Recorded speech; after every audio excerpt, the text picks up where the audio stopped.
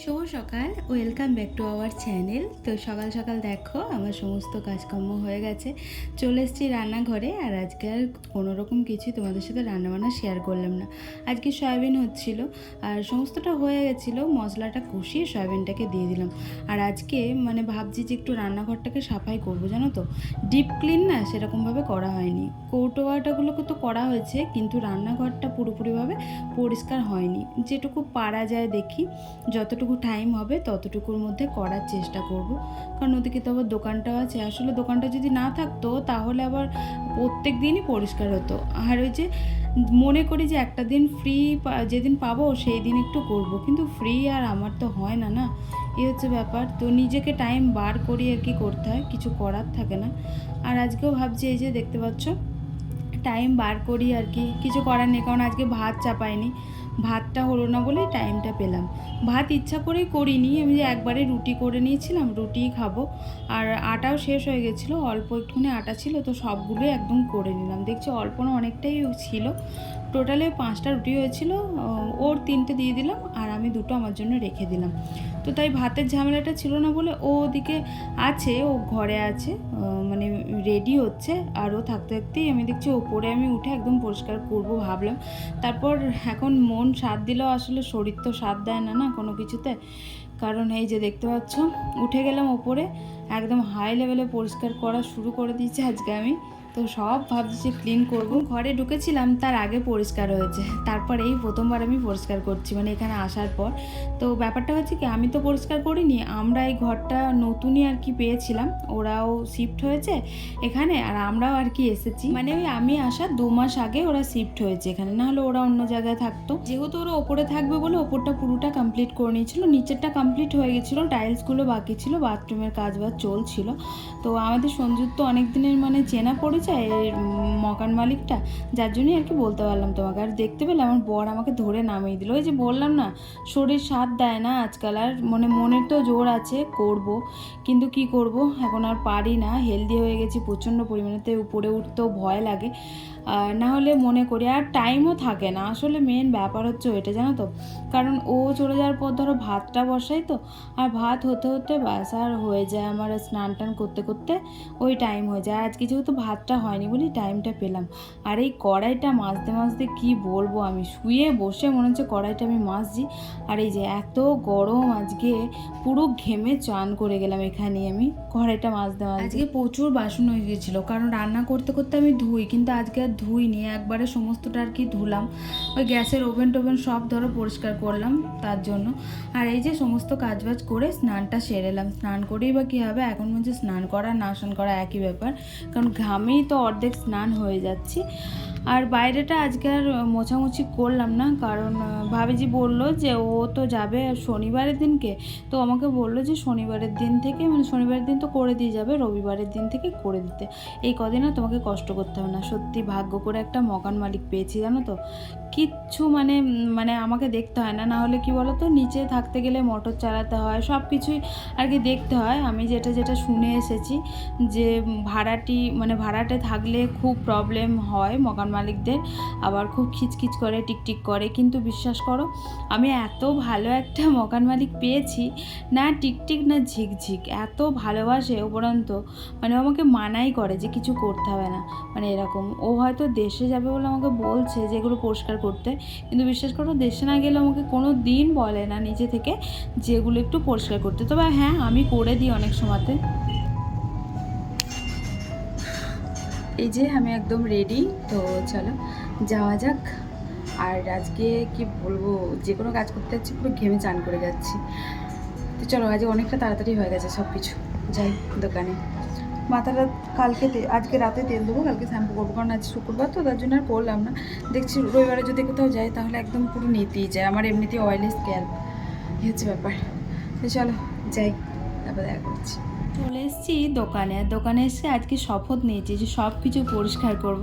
তো দেখো দোকানে এসেও পরিষ্কার একদম লেগে গেলাম। দুদিন ধরে কাস্টমার মানে নেই, খুব একটা চাপ নেই, তাই আমি দেখছি ধুলো পড়েছে এগুলো খুব, আর দুদিন অন্তর অন্তরই ধুলো পড়ে।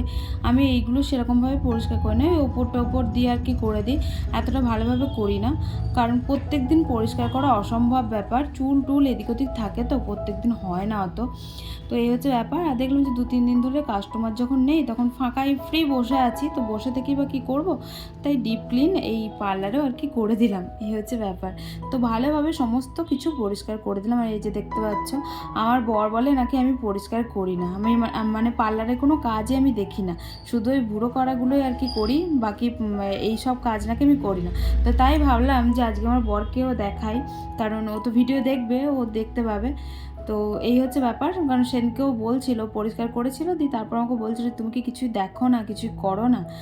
তো দেখো, দেখতে তো পাচ্ছ আমি করি, কিন্তু মানে দেখাই না, কোনোদিন আমি ভিডিও করি না। তো আজকে ভাবলাম যে ভিডিও করে রাখি, না হলে আবার বলবে যে আমি করি না পরিষ্কার। কি করবো বলো, 2 দিন পর পরই ধুলো পড়ে যায়। রাস্তার ধারে দোকান তো, মানে প্রচণ্ড গাড়ি ঘোড়া যাতায়াত করে, চারিদিক বন্ধ থাকে, তারপরেও যে ধুলোটা কোথায় দিয়ে আসে সেটাই বুঝতে পারি না। আর এই বাইরের কাজগুলো পরিষ্কার করে নিলাম, কারণ খুব ঘোলা ঘোলা লাগছিল, তো দেখা যাচ্ছিল না কিছু। তো চলো পরিষ্কার টরিষ্কার করে, এখন বাজে দুপুর 3টে। আর আজকে মাওবাদ এসে ঘরে যাচ্ছি, কারণ আজকে প্রচণ্ড পরিমাণে রোদ।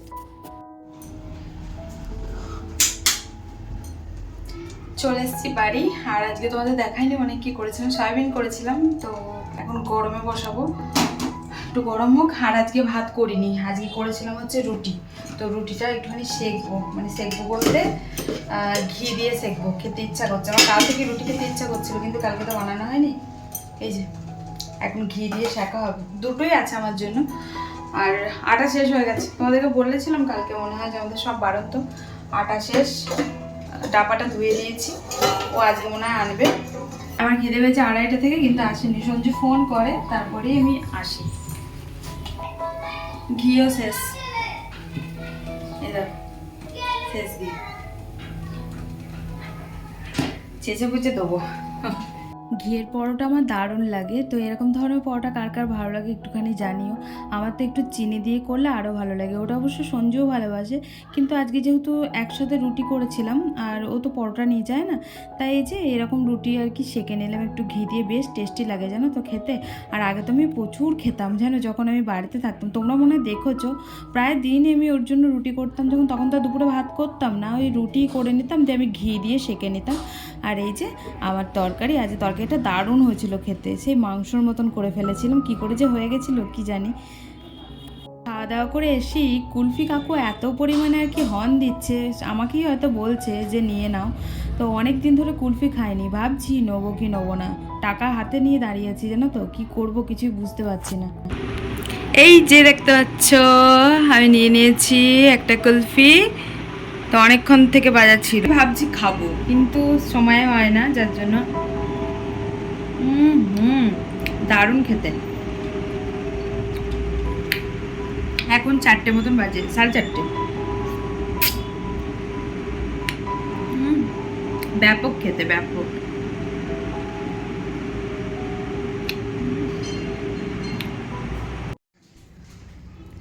তো এই মাত্র দোকান থেকে বাড়ি আসলাম, আর মানে কি বলবো, সঞ্জুর এমন এমন কাজ করে এক সময় এত ভালো লাগে, কি বলবো।